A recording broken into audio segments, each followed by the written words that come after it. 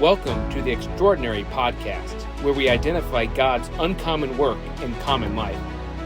Recognizing God's work requires intentionality, but articulating it motivates and inspires. Don't forget to subscribe and never miss an episode. In today's episode, I have a conversation with Derry, who started an organization here in Burlington called Build a Bed, that builds beds for kids 3 years old to 17 years old here in the Burlington and Des Moines County area. And he's doing this essentially to show the love of Jesus. So let's get into the conversation today.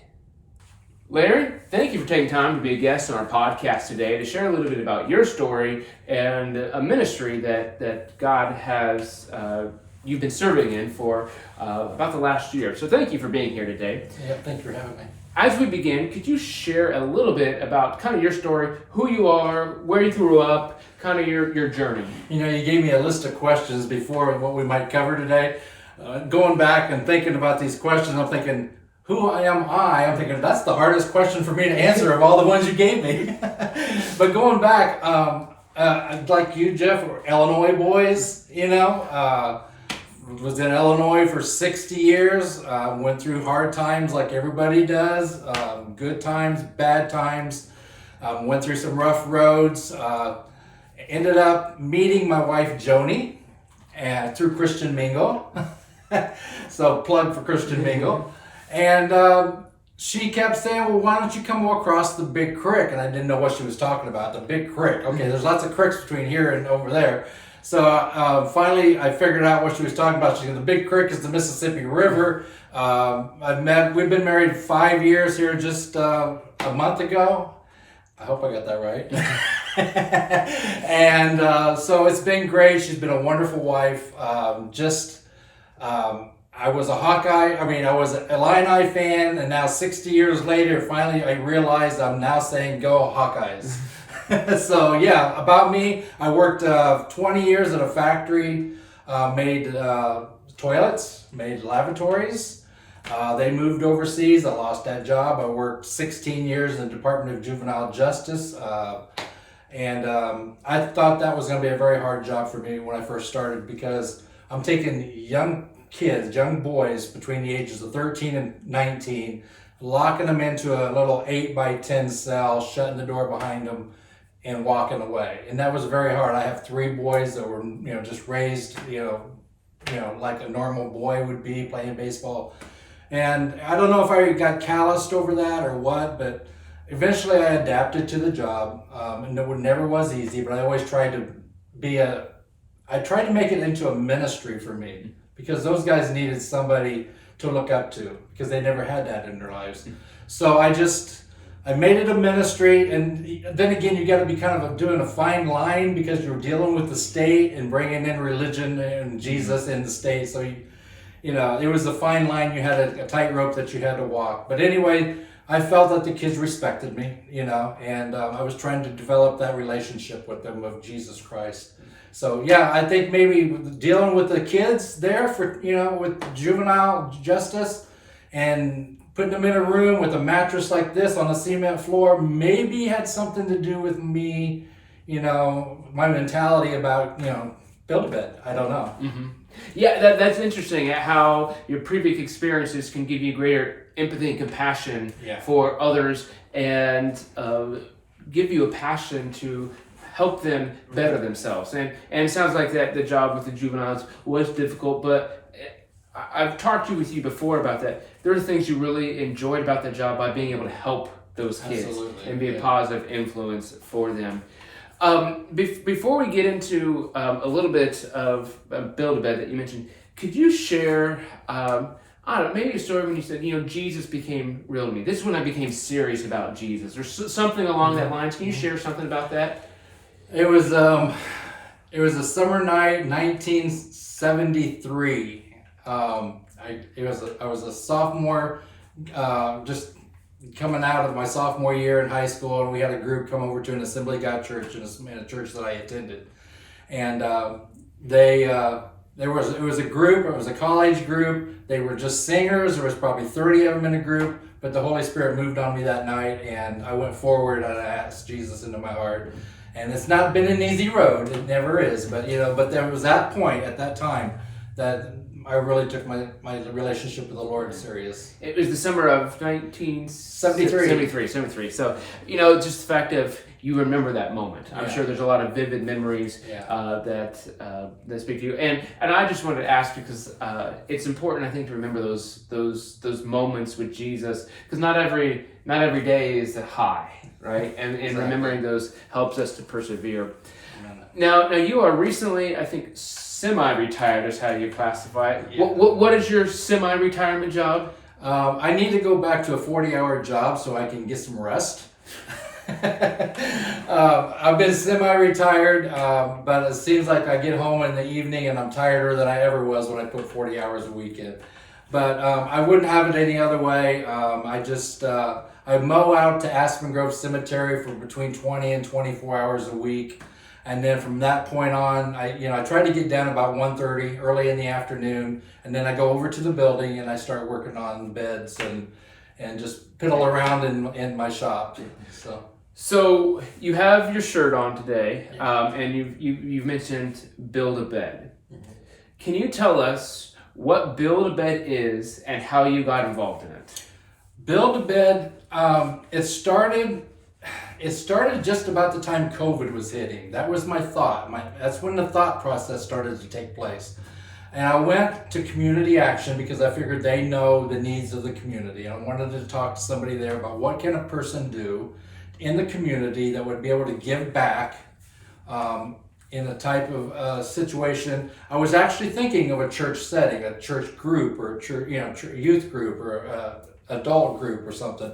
And I talked to a lady out there, and she thought, and she said, well, do you like to work with your hands? And I go, yes, I love that kind of stuff. So she took this manila envelope and she laid it on the counter there on the desk, and she opened it up and there was a stack of applications about like this. And I said, well, what is that? And she goes, these are applications that the state gets through Community Action for beds.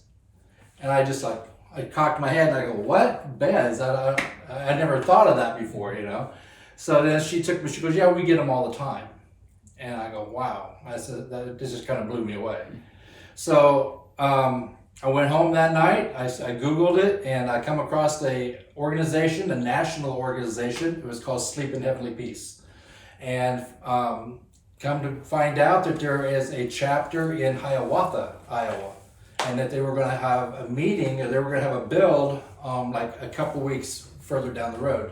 So I made arrangements to go visit and spend the day with them there.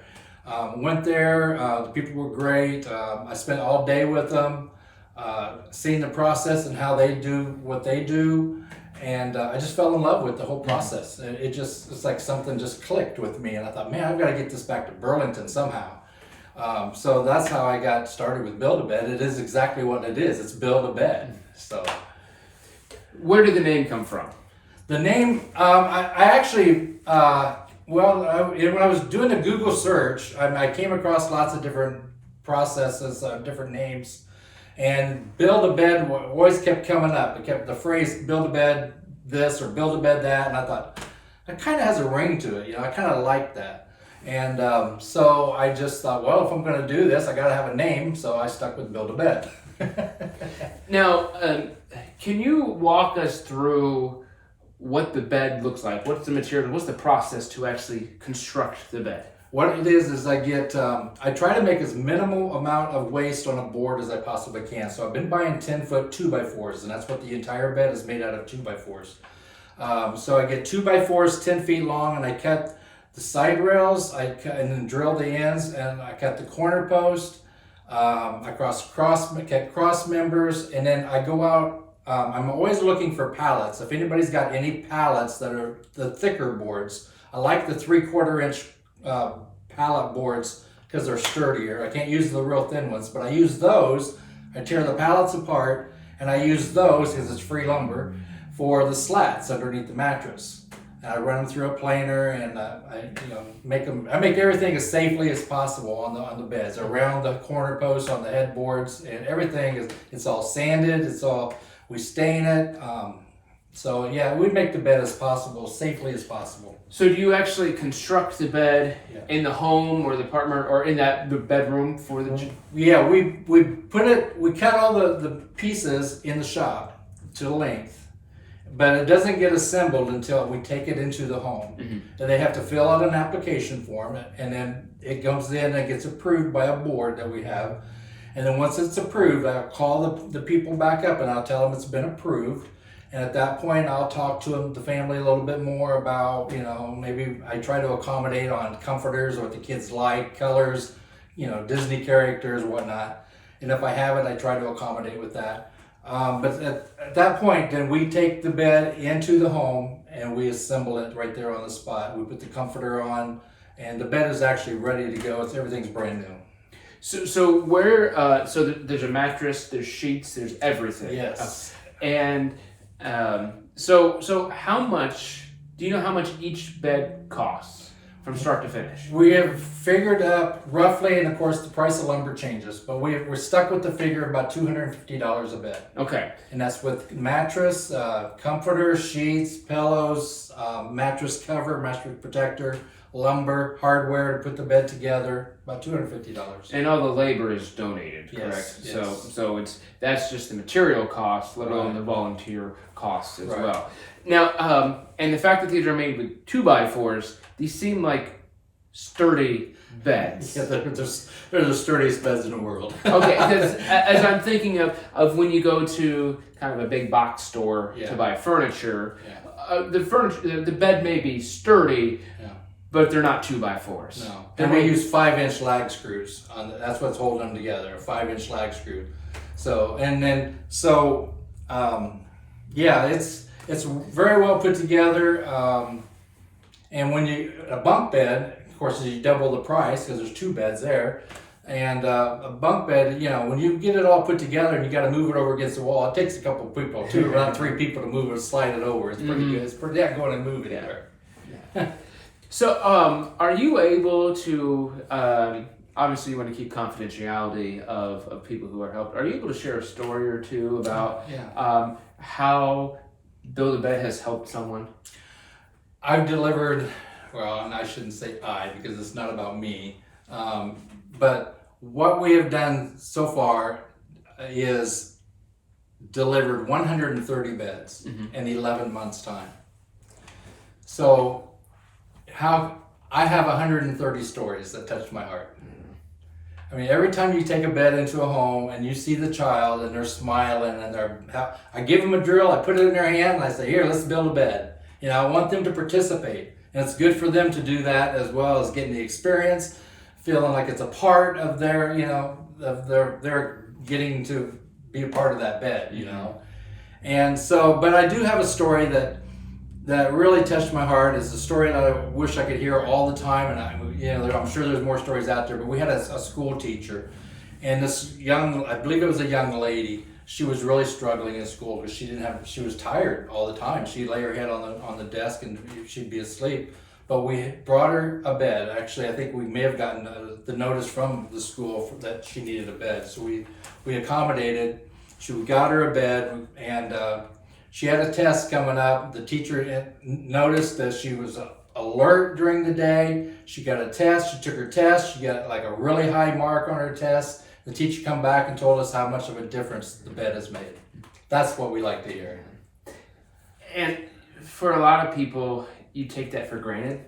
Yeah, right. Yeah. Having a nice pillow, and maybe you have a crummy pillow, but you have one. Yeah. Right. And there's a big difference between a crummy pillow and no pillow. Right. Right. And so just being able to impact someone in tangible ways. Right. Right. Jesus calls us to serve the least of these, to be the salt of the earth, to make the world a better place, but part of what you're doing is, as you go into these rooms, these homes, and have the kids help you make the bed, you're teaching them skills. Yeah. You're also giving them dignity, because they are participating in the process. Mm-hmm. And so it's fun, and beneficial in many ways for them, I'm sure. Right. And so we're recording this July 3rd. Right. And the goal is going to be published July 28th. But July 23rd is the 1 year anniversary. It is. Correct? It Yeah. is. So the 1 year anniversary of Build a Bed here in Burlington. When you started this, what did you think was possible? Like in this last year, is this where you thought you'd be? No, I didn't. Really didn't have a number in mind, but it's just blown me away. And not only the number itself, 130, plus we got 4 more in the works right now. The community support, it's just been phenomenal. I mean, they are 100% behind this. I can't believe the churches that have come up. Your church, the church here, the Nazarene Church, has helped us, and we just are so fortunate that we were the recipient for Snow Bowl this year, and the Burlington Bees, State Farm Insurance, the hospital. I mean, I could go on and on. I don't want to leave anybody out, but it's just. And then if you go on our Facebook group page, you'll see story after story and testimony after testimony about what their comments are. I had asked, we tried to get a grant, which we ended up getting it, and we needed some testimonials from the community, from people who would say something about Build a Bed, so when the grant committee looked at it, they could, regulate it. And overnight, I think it was 42 letters in the mail. And it was like, wow, it just blows you away. That's crazy. That's awesome. and Build a Bed it's doing nothing but helping. Yeah. Right? There's no ulterior motive. There's no agenda behind the work. Right. It's literally just trying to help people. Right. And are the beds for children or is it for anybody? It's 3 through 17. Okay. And it's for Des Moines County. That's where we didn't know where to start at the beginning. We didn't want to go too big and not be able to meet the need. So we decided we would concentrate on Des Moines County. So that's where we're at right now. And so it's ages 3 through 17, Des Moines County. You got to be in school. I know 3-year-olds aren't necessarily in school. We make stipulations, as we go. But yeah, you can pick up applications. If you go on our website, on our Facebook page, pinned to the top, there's a whole list of names up there, places that you can pick up applications to. And I'll make sure I'll link to the Facebook group in the show notes so people can go in the comments here and click on that if they would like to access that. Now, I'm sure there's needs that the Build a Bed has. Impact could increase but there's limitations like financing or volunteers. What are the needs that Build a Bed has? Well, like I said, the Lord has really opened up the doors more than I could ever imagine. It seems like if I just need something, all I've got to do is make a post, and it seems like I've got it the next day. It's just the Lord has really been blessing in that way. The community is behind it, and that's what's another thing cool. I mean, okay, yes, it's a church ministry of the First Christian Church, but yet it's a community ministry because we're helping Burlington. I say Build a Bed Burlington Build a Bed Burlington builds a better Burlington is what we're doing because we're helping our youth, and that's where our future is. So if we can make our youth get the proper sleep that they need, that's going to change a lot. Not only in their daily lives but down the road for them. And I'm sure helps their mentality, helps their emotional state. Right. Obviously, physically, it gets them sleep. But if you don't have a bed, that takes a toll on you, I'm sure. Yeah. And it's hard for. I'm grateful. I've never been without a bed. Right. And so it's hard for me to really understand what somebody like that's going through. But I can at least imagine that it's extremely. It's very difficult and it hinders them in so many ways. So if people want to get connected, your Facebook group that I'll link to, but also donations can go to the First Christian Church here in town. And is there online giving with that they can do, or do they need? Well, we don't have any online giving as of right now. So everything check, cash, but just mark it If you write a check out, just write the check out to the First Christian Church with Build a Bed in the memo. That way they can sort it out and it goes to the proper place. And if you want to give out, people bring bedding. It's twin size only. Because that's the only size bed that we make is twin size beds. So I always ask people if they could just get the bed in a bag, if they go to Walmart or Target, because it has everything in it and it's easier for us to sort through it. We don't have to mix and match and everything. Although we will. I mean, we need those other things every now and then. But so bed in a bag is the best way to go. Twin size only. You can drop it off at the First Christian Church. The ladies out there are really super nice and friendly, and they won't bite you. And so just drop it off. We've had people order through Amazon, and FedEx have dropped off out there before. Mm. So yeah, I came in one day and there was a mountain of bedding everywhere. It was just, it's like every day's Christmas with me over there. well, that's great. So there's ways for people to get involved, but your Facebook group is the way to stay up to date on any needs or ways that people could get involved. Would that be correct? Right. Yeah. Well, thank you for sharing with us today. Thank you for the mission to build a better Burlington. I really like that. That's Build a Bed is building a better Burlington. That's great. It's catchy, but it's also it's easy to understand, and people can really get behind that mission. So thank you. Is there anything else you'd like to share about Build a Bed with us today? If you think that you have to be going to church somewhere to come and help us, you don't have to though. This is a ministry for just to be able to reach out and show the love of Jesus in a caring way to these kids. We have people, if we kind of, pardon my pun, but if we turn the mattress over and look at the other side, not only what we're doing with kids, but on the working side of it, I've got retired people there who just love to come out and help because they have got nothing else to do. I have another young lady who's come and said, Burlington, Build a Bed, Burlington has done more for me than you can ever imagine. Mm-hmm. So it's the flip side of that too. I mean, it's not just what happens with the kids, but the people have something to feel like they can give back to. Yep. Yeah. That's great. Serving others impacts them and you at the same time. Right. So exactly. It's meaningful and beneficial for everyone. So yeah. Anything else today? No, I just want to make sure I don't cut you off, because this is a major impact for our community, and just it's being Jesus is what it is. Yeah. So thank you for sharing today and your leadership in this ministry to help build a better Burlington. Yeah. Thank you, Larry. We appreciate you being here today. Thank you very much. Thank you for joining us for this podcast. Be on the lookout for how God does uncommon work in common life, and please subscribe to never miss an episode.